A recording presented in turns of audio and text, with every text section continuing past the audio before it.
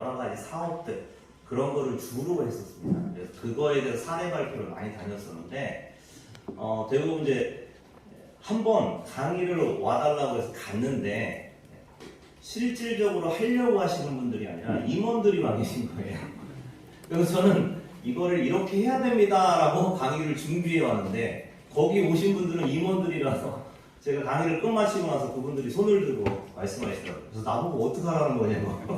나는 그거 안 해도 되는데 이런 상황이 벌어져갖고요. 꼭 제가 사전조사를 합니다. 저를 뭐 개인적으로 아시는 분들도 있고 이러실 텐데 저를 잠깐 소개하겠습니다. 저는 원래 옥천에서 태어나고 대전에서 36년을 살았습니다. 그리고 전공은 제가 목회는 아니고요. 처음에 전공은 건축 설비를 전공했고 그리고 우성대에서 제가 건축 전공하고 한남대에서 한국건축 대학원을 들어가서 한국건축을 전공을 했습니다.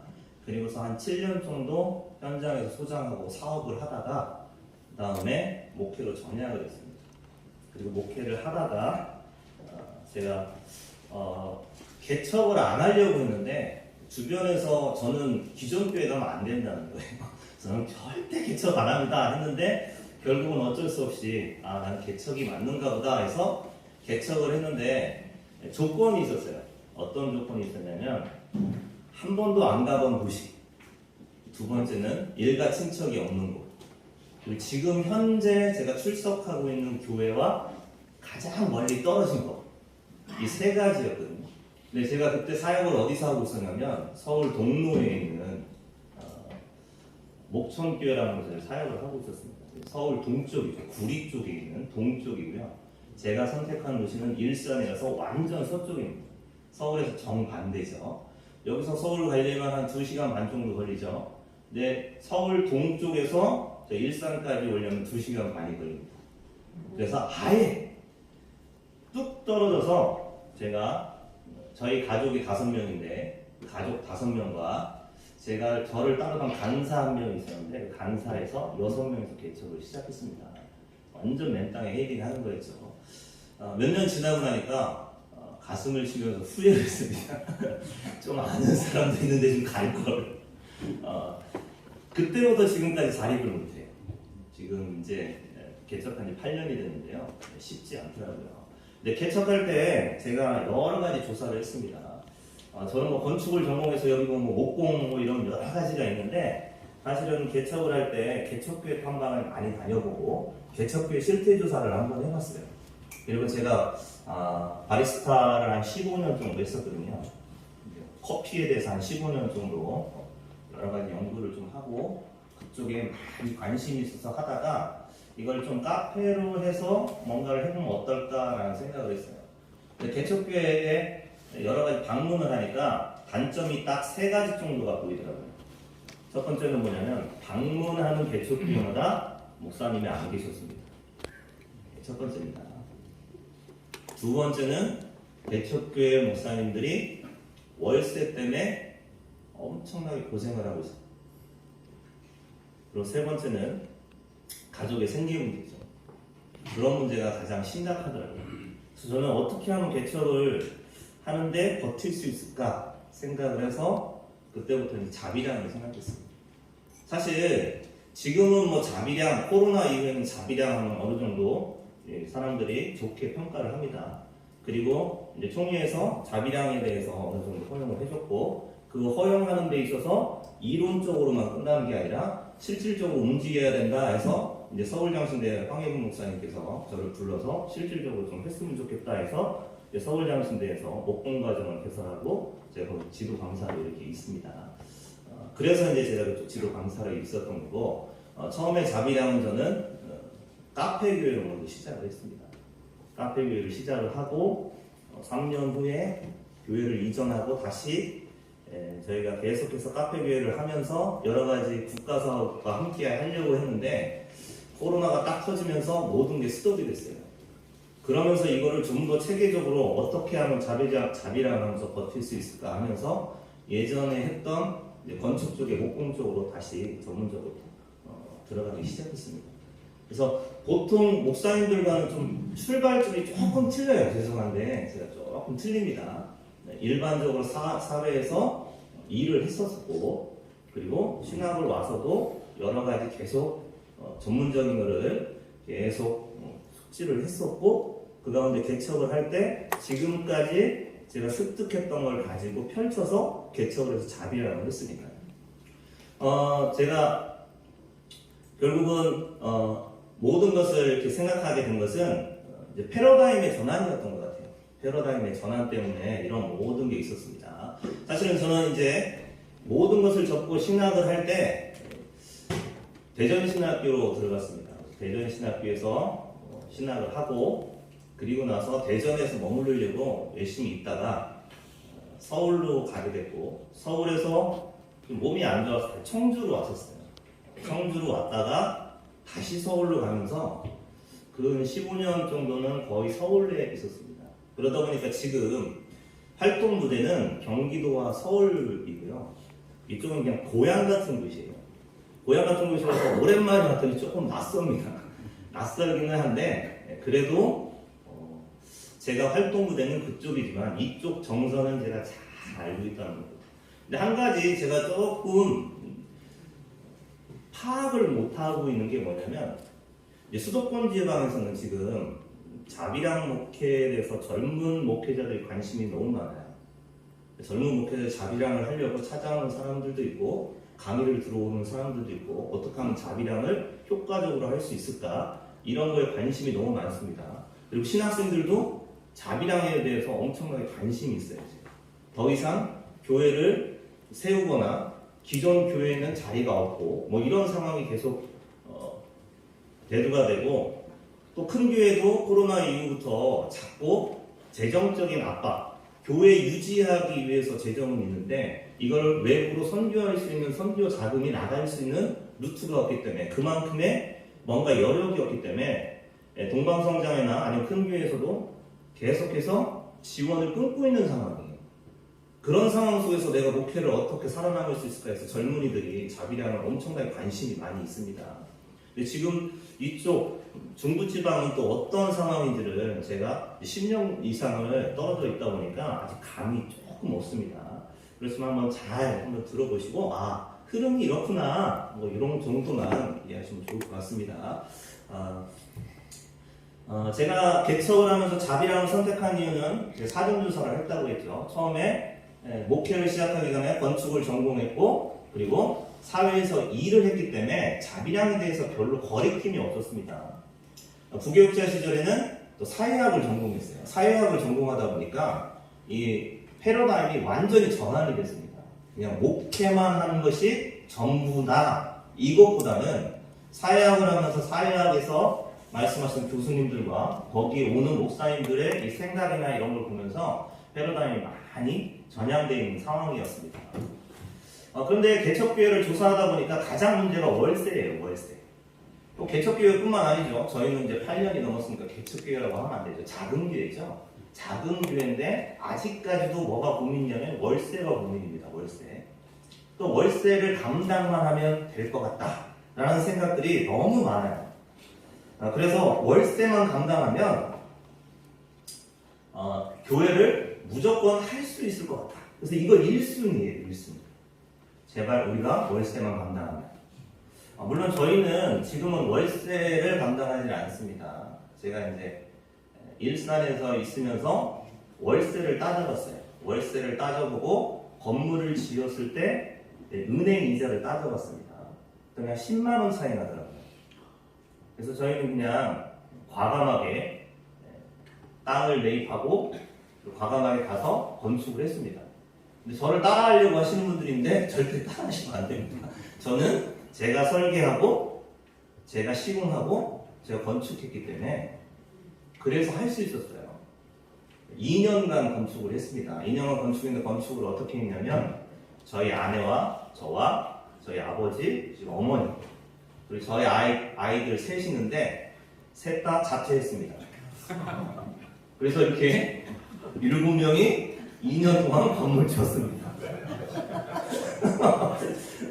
제가 이렇게 건물을 짓고 있으니까 사람들이 뭐라고 하냐면 미친놈이라는 거거든요.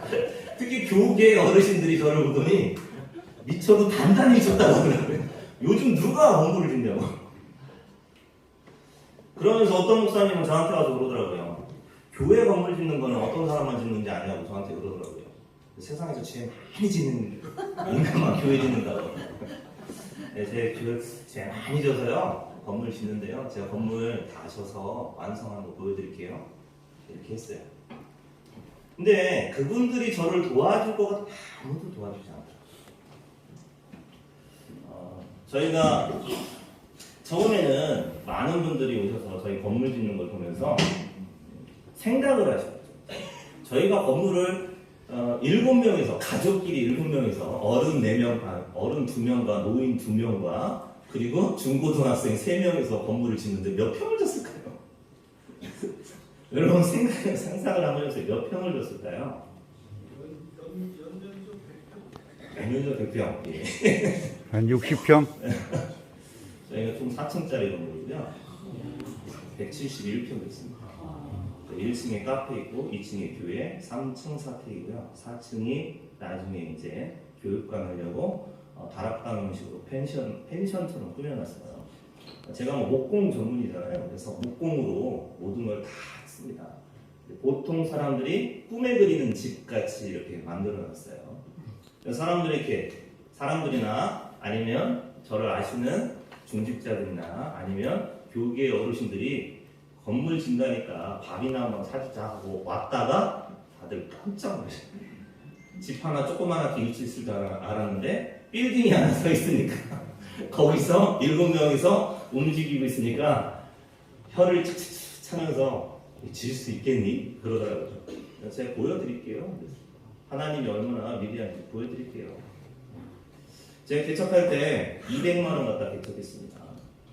200만 원 갖다 개척을 시작하는데 선임 목사가 있더라고요. 선임 목사님이 저보다 후임인데 나이가 많다는 분이 이제 선임으로 물려졌는데 그 선임 목사님이 그러더라고요.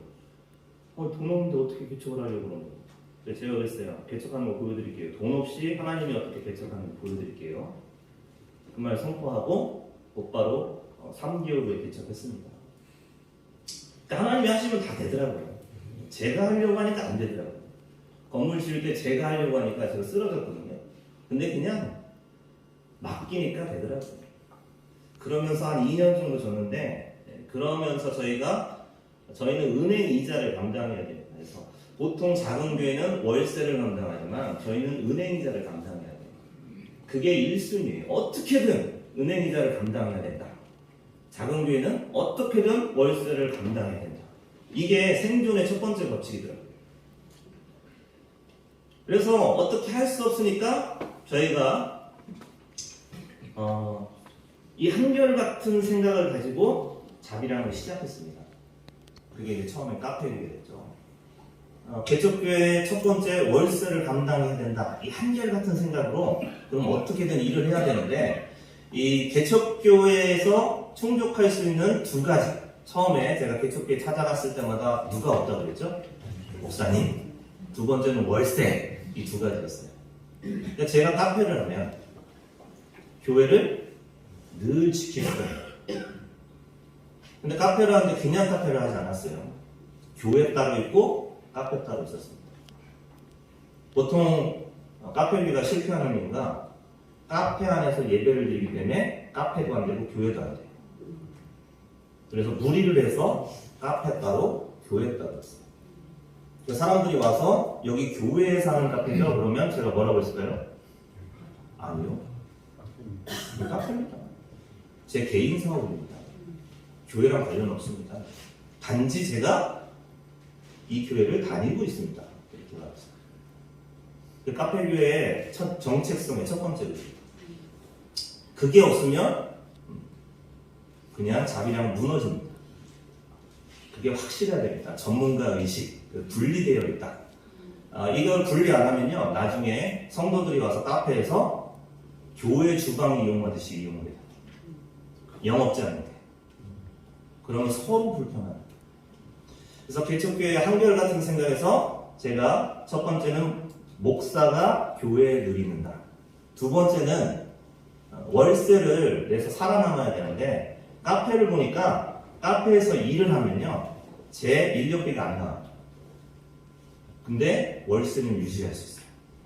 세상으로 보면 실패죠. 일을 하는데 유지는 되는데 내 인력비가 나요. 못 먹고 사는 거잖아요. 먹고 살 수가 없는 거잖아요. 여기서 두 번째 문제가 일어납니다. 보통 자비량을 하시는 분들은 월세 감당하기 위해서 나가시는 분들이 첫 번째예요. 두 번째가 뭐냐면 두 번째는 바로 생활비. 월세가 딱 해결되니까 그 다음에 타격이 온 게 뭐냐면 생활비. 여기서 지금 자비량을 하시려고 하시는 분들도 뭐 월세나 이런 부분은 상관없는데 생활이 안 돼서 자비량을 하시려고 하시는 분도 있을 거예요. 그게 두 번째죠, 사실은. 처음에 저도 한결같이 월세만 감당하면 어떻게 교회든 유지하겠다라고 했는데 월세가 감당되니까 먹고 사는 게 힘든 거예요. 그러니까 어떻게 해요? 일할 수밖에 없는 상황이에요. 더 일을 할 수밖에 없는 상황이에요. 그래서 저는 이제 코로나 이후에는 카페에서 뛰쳐나왔습니다. 저희 아내가 카페를 하고 저희 아내가 제빵사입니다. 빵을 굽고 혼자 다 합니다. 근데 카페는 할 게 못 됩니다. 뭐 나중에 카페 목표나 이런 거 컨설팅 받고 싶으신 분은 연락해 주시면 뭐 제가 컨설팅을 해드립니다. 수많은 분들을 컨설팅 해드렸습니다. 제가 카페 교회 컨설팅 해주고 인테리어 해주고 재료 레시피 다 알려주고 보통 이렇게 하면 200~300만 원 정도 사람들이 받아서 이걸 강의를 해줘요. 다 무료로 해줍니다. 인테리어까지 재료비만 받고 그냥 다 해드립니다. 근데 뭐 인테리어 한 거는 보여드리지 않을게요. 그거는 뭐 여기 상황은 아니니까요. 수도권에 많은 곳을 했는데 대부분 인테리어는 해놓으면 사람들보다 젊은이들이 이제 많이 와서 사진을 찍고요. TV 드라마 촬영도 많이 와요. 이제 보통 개척교회에서 카페 목회를 한다고 했을 때 돈이 없으니까 커피만 팔 수 있는 장소로 만들거든요. 그거는 100% 실패합니다. 처음에 시작할 때부터 잘 하셔야 돼요. 이제 그런 부분을 제가 한 7년 정도 깨달았기 때문에 제가 목공도 하고 인테리어도 하고 도면도 그리고 디자인까지 다 하기 때문에 다 해드려요. 그래서 저는 이거를 가지고 저희 아내가 카페를 하고 다시 일터로 나갔습니다. 근데 만남이 좀 교차해요. 어떤 게 교차하냐면 처음에 개척할 때 제가 교회를 지키기 위해서 카페 사장이 된 건데 교회를 뛰쳐나와야 되는 거잖아요. 하나님이 봤을 때는 어땠을까? 제가 교회에 있어야 되는데 교회를 뛰쳐나와야 되잖아요. 이게 자비량에서 오는 현실 타격 첫 번째입니다. 하나님 볼 때 나를 어떻게 볼까? 두 번째 타겟이 뭐냐면 사람들의 시선은 나를 어떻게 볼까? 근데 저는 일하러 가서 목사라는 얘기 안 합니다. 절대 안 합니다. 저는 목공 팀장으로 있거나 아니면 저희 회사의 대표라고 이렇게 말을 하지 목사라는 얘기 절대 안 합니다. 아직까지는 이 사회의 분위기가 목사에 대한 편견이 너무 많아요. 그래서 목사라는 얘기를 안 하고 자비량을 합니다. 그러다가 나중에 알게 되는 분들도 있어요. 그래서 이렇게 하시는군요 라고 하시는 분들도 있어요. 근데 목사라고 말하는 순간 그 사람들에서는 편견이 확 들어와요. 자, 여러분에게 한번 여쭤볼게요. 만약에 여기에 인테리어 사업하시는 분이 한 분 계시고 제가 인테리어 하는 사람으로서 목사로서 여기 서 있습니다. 근데 여러분들의 돈이 충분히 있으세요. 인테리어 할 수 있는 돈이 충분히 있으세요. 그러면 여기 인테리어 전문가 사장한테 맡기겠어요? 저한테 인테리어를 맡기겠어요? 그렇죠? 당연한 겁니다. 거기서 이게 편견입니다. 사실은 이분보다 제가 더 전문가 같습니다. 이분은 대학도 안 나오고 대학원도 안 나오고 설계도 전공 안 했고 디자인도 전공 안 했고 아무것도 안 했어요. 그리고 현장에서 일하다 보니까 인테리어 사업을 하시는 분이에요. 저는 전공을 하고 이거에 대해서 여러 가지 관공서나 이런 여러 가지 상황까지 다 알고 디자인을 전공하고 색감을 알고 다 하고 하는 거예요. 근데 실질적으로 열어보면 뚜껑을 열어보면 제가 더 잘하는데 사람들의 편견 때문에 저한테 안 오는 거예요. 그래서 저는 사람들이 시선을 알기 때문에 절대 목사라고 하지 않습니다. 근데 제가 이렇게 그래서 나가면 사람들의 시선이 늘 걱정되는 거예요. 근데 일반인들 시선은 걱정 안 됩니다. 교회 사람들, 기독교인들은 나를 어떻게 볼까라는 그런 마음이 이렇게 요동을 쳐요. 처음에 할 때, 처음에 자비랑을 시작할 때 그런 마음이 온다는 거예요. 제가 아는 자비랑 목회자들이 엄청나게 많습니다. 앞에 하시는 분들도 있고, 그리고 에어컨 청소하러 다니시는 분들도 있고, 도배, 페인트 하시는 분, 용접 하시는 분, 또는 목공 하시는 분, 더 나아가서는 뭐 이렇게 청 같은 거 만들어서 파시는 분, 시골에서 뭐를 재배해서 그거를 큰 교회에서 파는 뭐 이런 여러 가지 자비랑 하시는 분들 많이 아는데 대부분의 이 두 개 다르고 하나님은 나를 어떻게 보실까? 그리고 사람들은 나를 어떻게 볼까? 이걸 되게 힘들어합니다.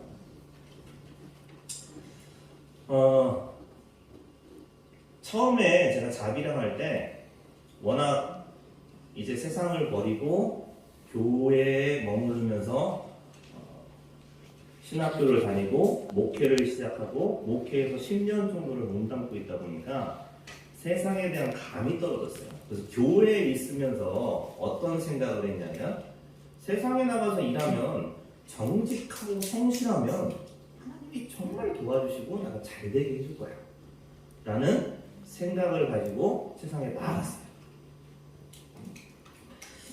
정직하고 성실하면 어떻게든 될 거다. 여러분 어떻게 생각하세요? 제 말이 맞습니까? 아니 교회 목사님들이 아니 교회 장로님들이 정직하고 성실하면 하나님이 도와 아멘 하셔야 되는데 글쎄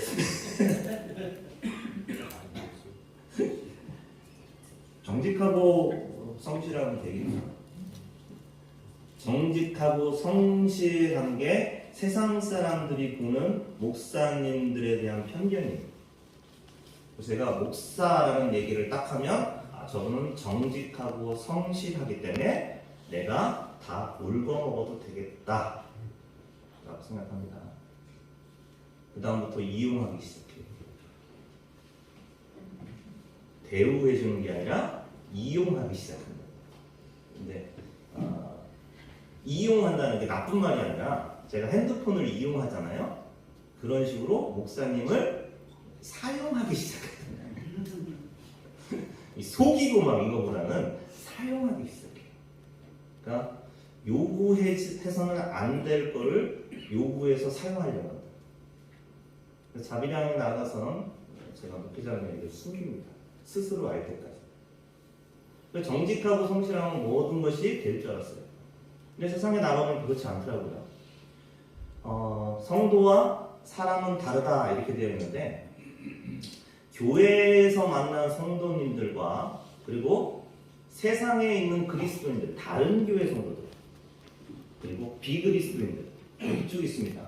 교회에서 만나는 내 성도와 세상에 나가서 일하면서 만나는 타 그리스도인들, 타 교회인들이랑은 완전히 다릅니다.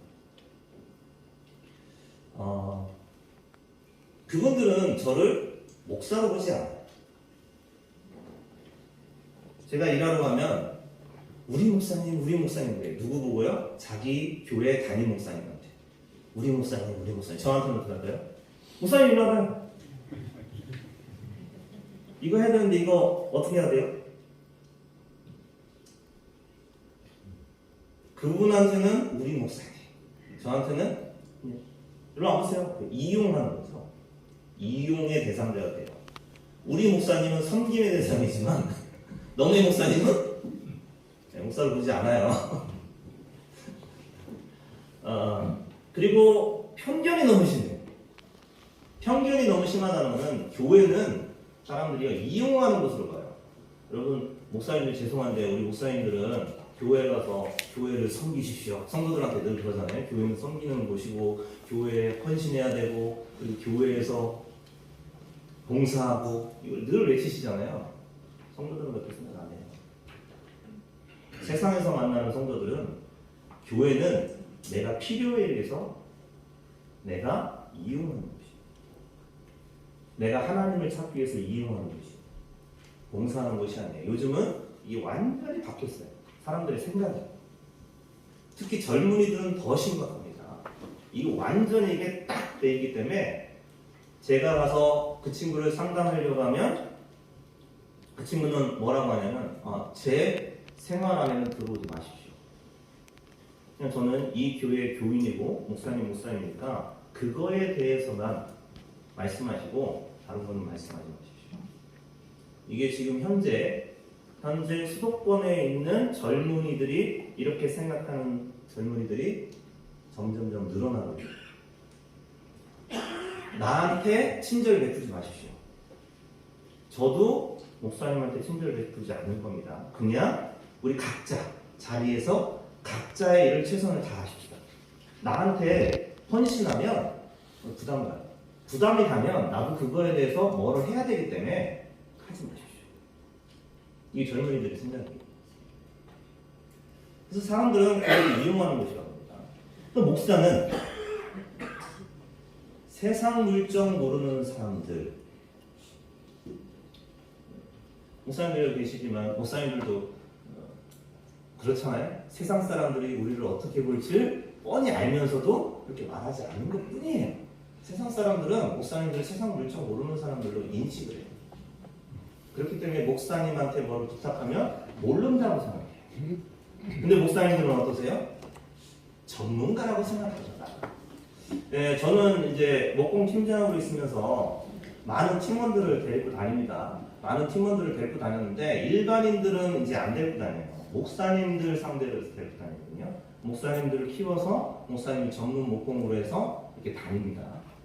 근데 목사님들이 처음에 왔을 때 하는 행동들이 있어요. 하는 행동들이 뭐냐면 제가 이제 팀장이잖아요. 그러면 건축주와 제가 협의를 합니다. 협의를 하고 그리고 팀원들한테 얘기를 해서 일사불란하게 움직여요. 근데 저는 일하고 있고 초보 목사님들이 오셔서 건축주와 상담을 하고 계세요. 그럼 저한테 와서 이거 이렇게 하기로 했는데 누구 맘대로요? 이게요, 목사님들이 자비량을 해서 세상에 나아가면 세상에서 내가 취직하면 되겠지라고 생각하시잖아요. 일반인들은 받아주지 않습니다. 이것 때문에. 그리고 두 번째는 뭐냐면 제가 이제 목공의 용어가 많이 있잖아요. 목공의 용어 중에서 타카 아시죠, 여러분? 타카 총알이 여러 가지.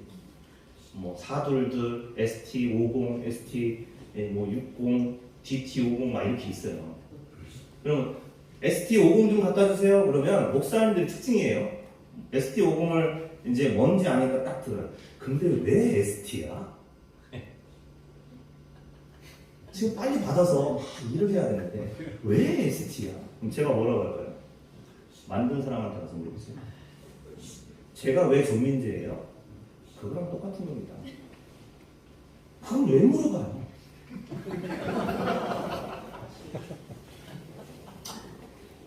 이거는 왜 못 끼고 이건 왜 스페어야? 이러고 있는 거예요. 한숨 그게 일반인들이 목사님들을 직원으로 받아들였을 때 가장 큰 실수예요. 그래서 제가 일반인들 목공이나 인테리어 사업자를 많이 하거든요. 근데 목사님들 취직해서 하면 좋잖아요. 에이, 알았어요? 목사님 같은 줄 아세요? 그렇게 말씀하세요. 왜요? 그러면 다 이 말하세요. 그래서 목사님은 세상을 좀 모르는 사람들로 사람들이 편견을 갖고 있어요. 그래서 세상에 나가서 자비랑할 때 이런 것 때문에 너무 힘들어요. 그리고 자비랑을 하면 여러분 자비랑하면서 전도가 가능할 거라 생각하십니까? 자비랑하면요 전도를 포기하셔야 돼요. 근데 제가 전도를 포기한다는 건 어떤 전도를 포기하냐면 내 교회 성도 만드는 건 포기하셔야 돼요. 제가 처음에 카페 교회를 해서 사람들을 많이 전도는 했어요. 전도는 했는데 그 전도한 사람들이 교회의 카페를 망가뜨리기 시작하더라고요. 그래서 이제 문제가 생겼고 그리고 나서 세상에 나가서 일하면서 전도를 하는데 전도를 안 하진 않습니다. 하는데 그 사람들은 우리 교회에 나오라고 할 수가 없어요. 가까운 교회 나가세요라고요. 그래서 전도를 하는데 순수 전도는 할 수 있습니다. 우리 뒤에 오세요가 아니라 하나님 믿으세요. 이거 하실 거면 가능합니다. 근데 자비랑하면서 전도까지 한다는 꿈은 버리셔야 돼요. 그냥 순수하게 하나님 전하고 그분이 그냥 영혼 구원에 초점을 맞춰요. 우리 교회 부흥시키는 거는 불가능합니다. 그게 불가능하다고 보시면 돼요. 물론 특수한 경우도 있습니다. 근데 이게 이제 조금 문제가 됩니다. 그리고 자비량을 하면 가장 첫 번째 일어나는 게 여기 뭐라고 써있죠? 주변에서 지원이 끊어지기 시작합니다. 저희도 자비량을 하는데 노예에서 지원을 받아요. 근데 제가 너무 힘듭니다. 이자 갚기가. 그러니까 한동안 지원 좀 해주셔서 지원을 받는데 대부분 1년에 한 번씩 실사하고 오면 돈 버네. 이거예요. 그리고 제가 기존의 교회를 하시다가 도저히 안 돼서 카페 교회로 전향하시는 분들 가서 인테리어를 해주고 상담을 해주고 다 하잖아요. 그분들이랑 이제 커뮤니티가 있어서 가끔씩 모여서 얘기를 하면 다 같이 하는 소리가 뭐냐면 한 3개월 되니까 지원이 하나씩 끊기기 시작했어. 왜요? 일한다고. 대부분 작은 교회가 일하러 나가는 이유는 뭐냐면요. 월세를 감당하고 그리고 생활비를 감당하기 위해서. 근데 그 나가서 일을 하면 생활비가 감당이 안 돼요. 월세라는 게 있기 때문에. 그렇잖아요. 월세를 내어주고 그리고 나머지로 생활하는데 생활이 안 돼요. 그래서 대부분 자비량을 생각하시는 분들이 어떠냐면 노예나 주변 교회나 기존에 받았던 그런 후원금들을 받으면서 내가 일하는 이 두 개가 합쳐지면 생활이 가능하겠다라고 해서 시작을 해요. 근데 지원이 끊어져 버리기 시작해요. 그래서 분위기가 이렇게 됩니다. 그럼 차라리 일 안 하고 지원받으면 거기서 거기라는 거예요. 아이러니하죠. 그래서 지원이 끊기기 때문에 고민을 많이 해요. 자비랑 하는 게 맞냐 아니냐. 제가 조금 과격하게 말씀드려 죄송합니다. 제가 여러 세미나를 다녀보고요. 여러 교육을 다 다녀봤는데 대부분 이론적인 얘기만 하세요. 근데 저는 이론적인 얘기 안 합니다. 현장 얘기만 합니다. 현실 얘기만 하거든요. 그렇기 때문에 좀 과격하게 얘기를 해도 여러분 이해하시고 현재 자비량의 실체는 이렇구나라는 걸 그냥 이해하시면 됩니다. 그리고 이게 풀어나가야 할 숙제예요. 왜 그러냐면 보면 세상은요 취업을 위한 지원이 엄청나게 많습니다. 그러면 자비량을 생각하시는 분들 계시면 여기 내일 배움 카드 신청하시는 분 있으세요? 내일 배움 카드 아시는 분 계세요? 네. 내일 배움 카드 자비량 하시려면 신청하셨어요? 내일 배움 카드 신청하십시오. 내일 배움 카드 신청하면 국가에서 지원하는 그 학원을 가서 제가 무료로 받거나 80% 지원받거나 50% 지원받습니다. 그리고 한 달에 한 번씩 뭐가 나오냐면 신청서를 내면 차비 줍니다.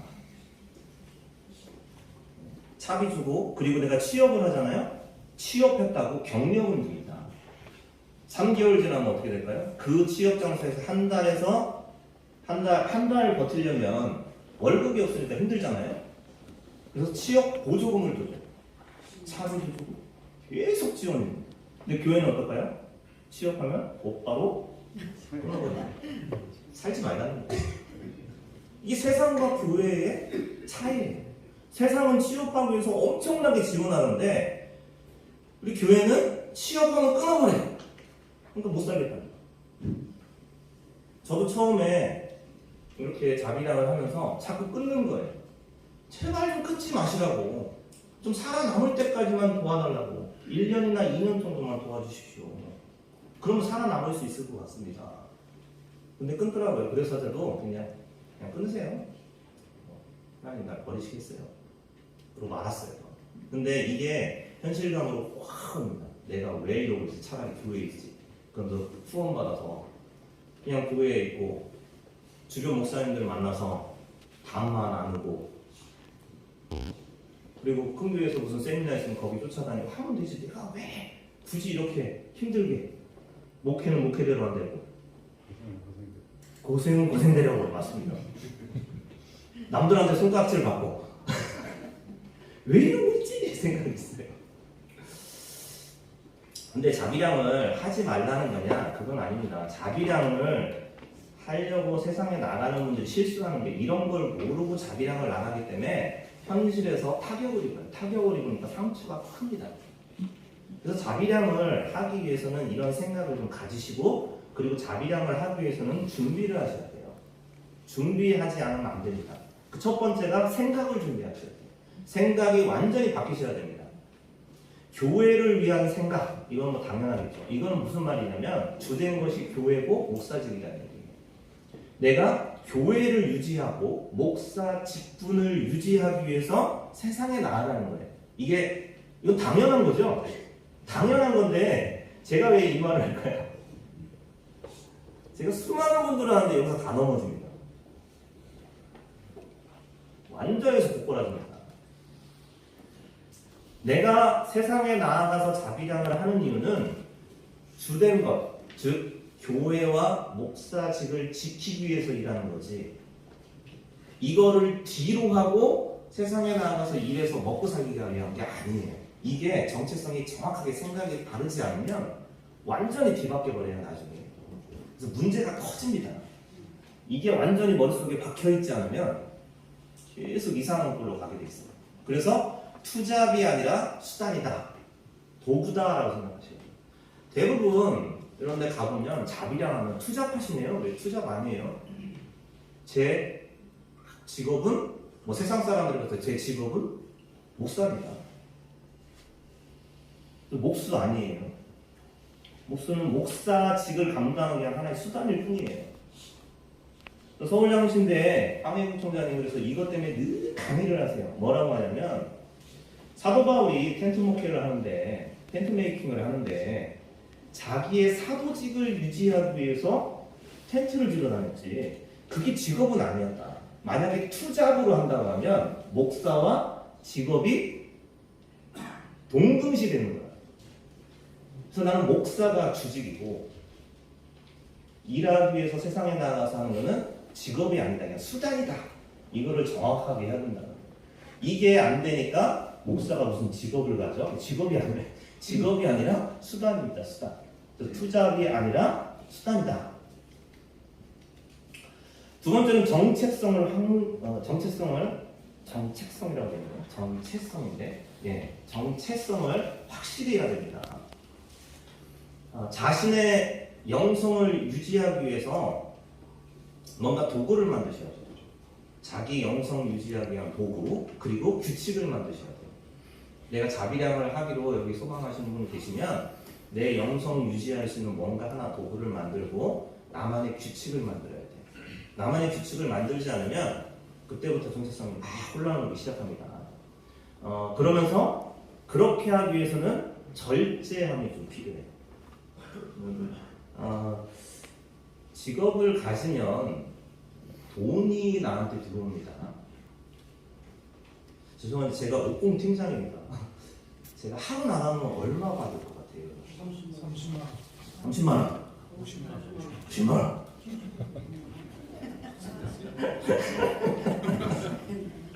고개를 학가에 말해요.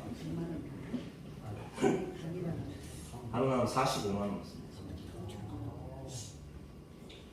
하루 나가서 45만 원을 받는데 제가 월요일부터 목요일까지만 일해. 아니면 월요일부터 금요일까지만 일합니다. 토요일, 금, 토, 일은 안 해요. 근데 생각해보세요. 하루 나가면 35에서 45만 원인데 내가 책상에 앉아서 기도하고 성경을 읽는다? 쉽지 않아요. 나가는 분인데. 좀 이 수치가 목사님들한테는 이게 와닿지 않잖아요. 일반인들은 당연하게 생각해요. 작년까지만 해도 35에서 40만 원이었어요. 코로나 이후에 인건비와 자재비가 오르면서 40에서 45까지 올라갔습니다. 일반 목공이 25만 원, 30만 원까지 올라갔습니다. 한 번 나가면 그렇게 돼요. 그래서 한 달에 열흘 정도 일합니다. 왜 열흘만 일할까요? 교회 지켜야 돼요. 정책성. 더 나가서 이러면 더 많이 벌고 더 많이 풍족해지고 더 많은 것을 갚을 수 있어요. 근데 안 합니다. 그래서 직업을 가지면 절제하셔야 돼요. 절제. 대부분 목사님들이 나가서 직업을 자비량을 하신다면 어디 회사에 취직을 못해요. 시간의 얽매이기 때문에. 대부분 프리랜서나 아니면 자영업을 선택하거든요. 그때 해야 되는 게 절제하는 거죠. 물질에 너무 쫓아다니면요 어떻게 되냐면 주객이 전도되는 경우가 심합니다. 일산에 처음에 개척교회 하면서 카페교회 한다고 했잖아요. 일산에 가장 많은 게 뭐냐면 카페교회예요. 저 모르고 거기 갔는데요. 일산에 가장 많은 게 카페교회고요. 일산에 가장 많은 게 개척교회예요. 이렇게 블럭이 있는데요. 한 블럭에 6집이 이렇게 몰려 있어요. 한 블럭에 6집, 6집. 일산은 신도시니까 보통 6집에서 8집이 몰려 있거든요. 빌라가 이렇게 쭉쭉쭉 되는데 한 블럭에 교회가 하나 있어요. 심한 데는 한 블럭 교회가 2개 있어요. 근데 일산이 개척교회 무덤이다. 그때 당시 그랬어요. 그 개척교회가 점점 어디로 넘어가기 시작했냐면 동탄으로 넘어가기 시작했어요. 동탄 신도시. 근데 사람들이 동탄으로 못 가요. 왜냐면 너무 비싸서.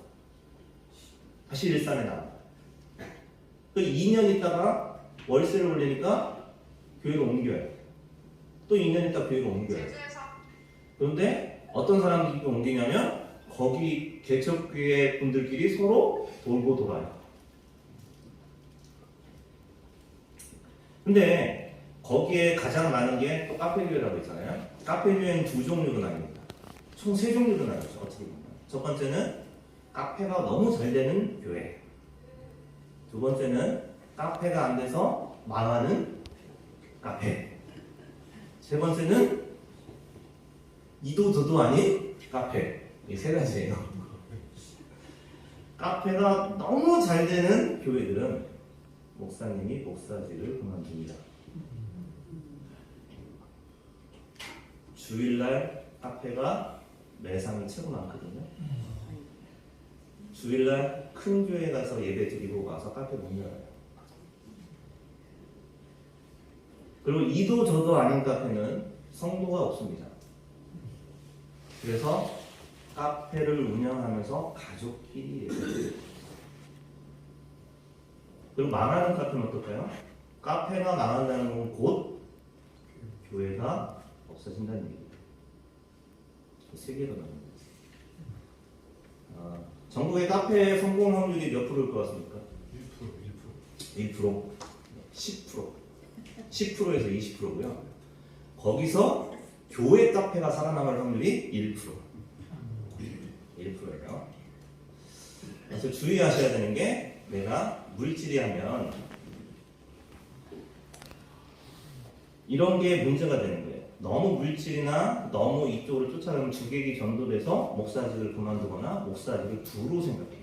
그러니까 일이 많으면 예배를 오늘은 쉬지. 성도 뒀는데 이렇게 돼버린다. 뭐 여러 가지를 계속 얘기하는데요. 세 번째는 전문 기술을 갖고 자비량을 하셔야 됩니다. 어설픈 도전이나 요행은 좀 버리셔야 돼요. 내가 카페 하면 잘 되겠지? 세상에 보면요, 카페 하는 분들 보면 바리스타, 유명한 바리스타 자격증이 있고 뭐 세계대회나 챔피언을 하고 뭐하고 하는 사람들도 망하는 게 카페예요. 근데 목사님이 커피에 관심 있고 나 커피 좀 마셔. 그런 분들이 와서 카페 하겠대요. 제가 그래요. 하지 마세요. 그런 사람들도 망하는데 나는 하나님이 도와주면 나는 성공할 거야. 아니, 하지 마세요. 저는 말리는데도 하겠다고 하면 그러면 교회 지키는 거는 가능합니다. 교회를 위해서 하는데 돈 벌 생각 하지 마십시오. 카페 창업할 때 얼마 들을 것 같습니까?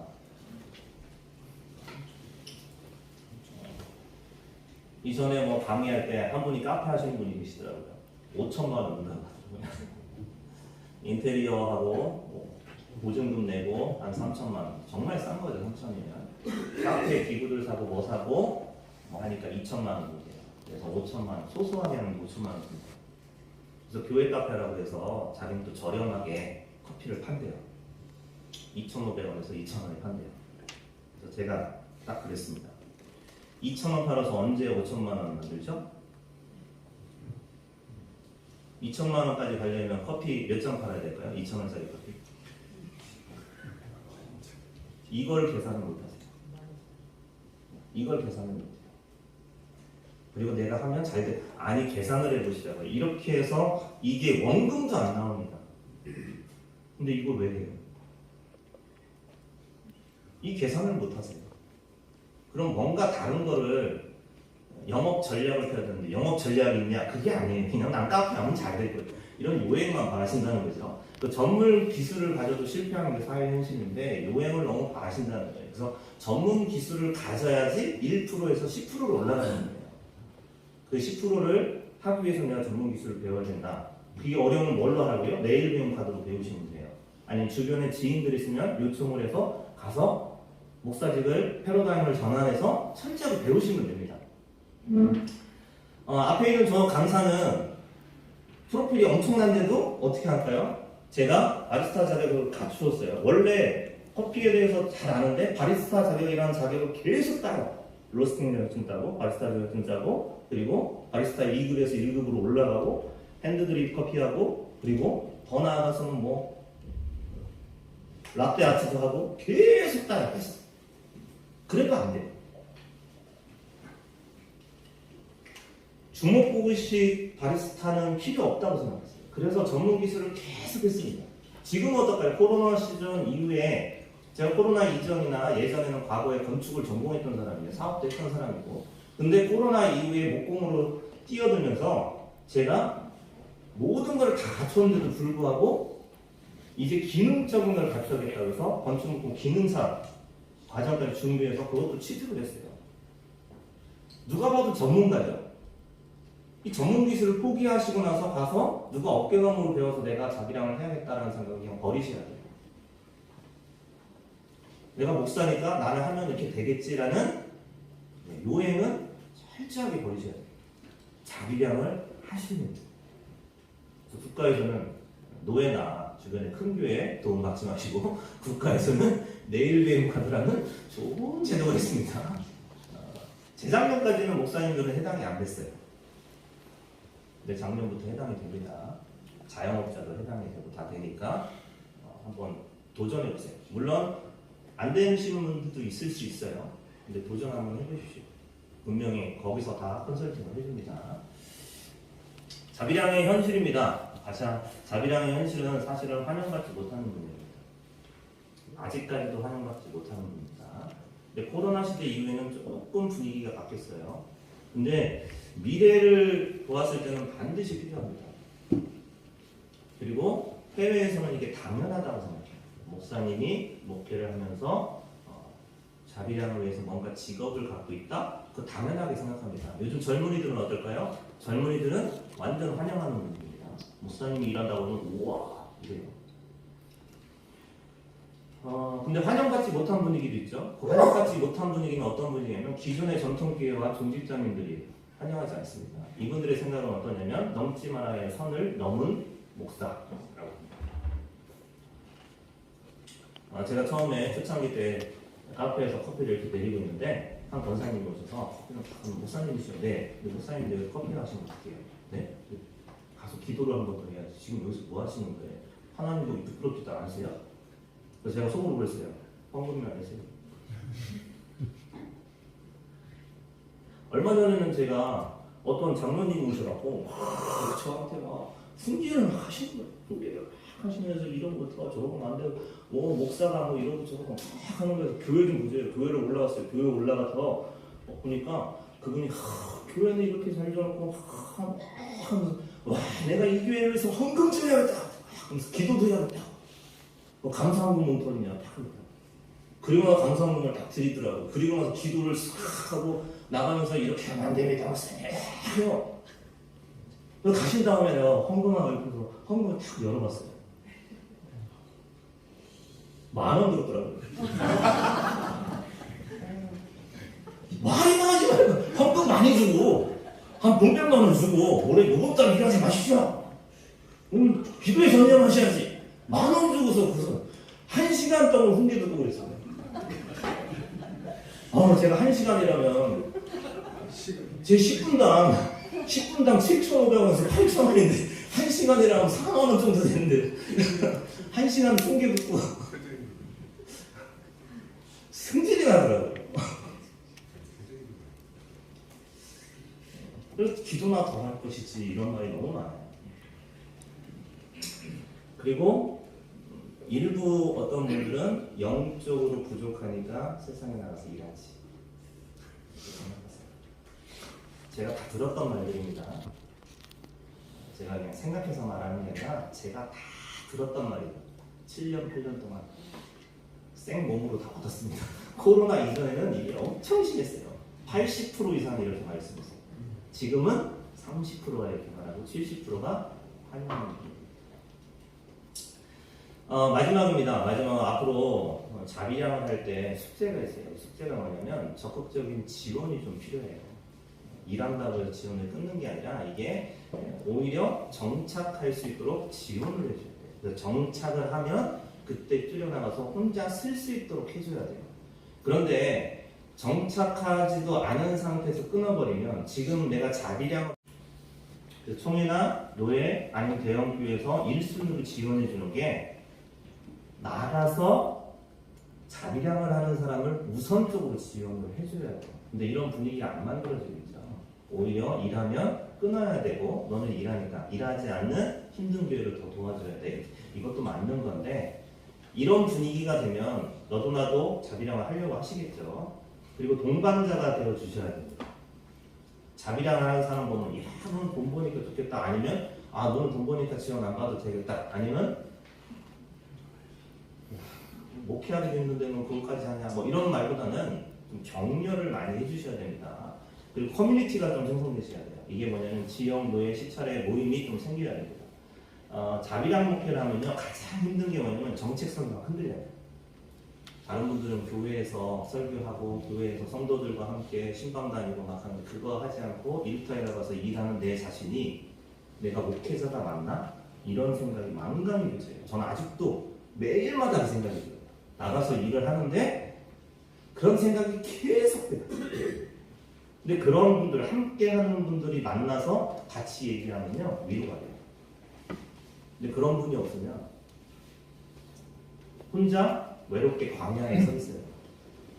광야에 서 있는 것도 힘들어 죽겠는데 영성이 부족하고 기도나 더 할 것이지 10,000원 주고 잔소리하고 이게 막 다가와요. 미쳐버려요. 커뮤니티가 조금 생겨야 합니다. 제가 현실적인 이야기를 많이 드렸습니다. 사실 제가 뭐 이렇게 가만히 서서 강의하는 스타일은 아니에요. 돌아다니면서 막 질문도 하고 하는데 자꾸 해봤습니다. 약간 졸리시기도 하고 그랬을 텐데 자비량을 여러분 어려움을 나눌 수 있는 그런 커뮤니티가 좀 많이 생겼으면 좋겠고 이런 또 강의의 장이 마련돼서 하려고 하는 분들과 하고 있는 분들 이렇게 같이 공유도 하면서 나누는 시간이 오히려 치유의 시간이 되고 힘을 얻는 그런 것이 아닐까 생각이 듭니다. 부족하게나마 여기서 제가 마치도록 하겠습니다. 감사합니다.